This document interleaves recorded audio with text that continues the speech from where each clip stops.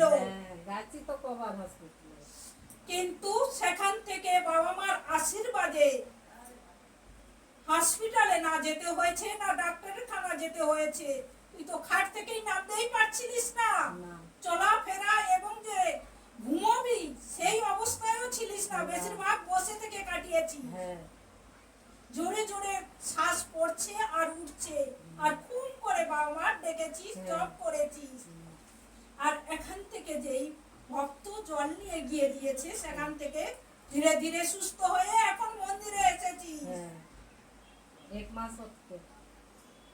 কতটা সুস্থ আছিস বল। খুব আমার অবস্থা খারাপ ছিল, আমি তো বলছি বাবার জল খেয়ে তো আমি উঠতে পারলাম, দাঁড়াতে পারলাম, আমি হাঁটতে পারছিলাম। 3 দিন রাতে ঘুমাইনি, দিনে রাত্রে আমি বাথরুম যেতে পারছিলাম না।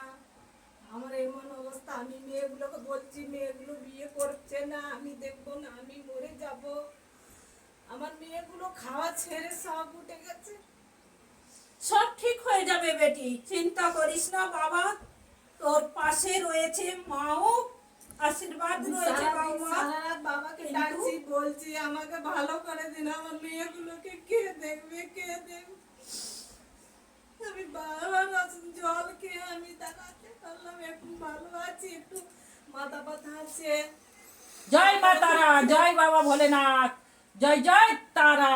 মা বাবা আশীর্বাদ ঠিক দিয়েছে বেটি, মা বাবার চরণ ধরে থাক, ঠিক ভালো থাকবে। বাবাকে বলছি বাবা আমাকে ভালো করে দিন, আমি মা কাছে যাবো, আমি দেখা করতে।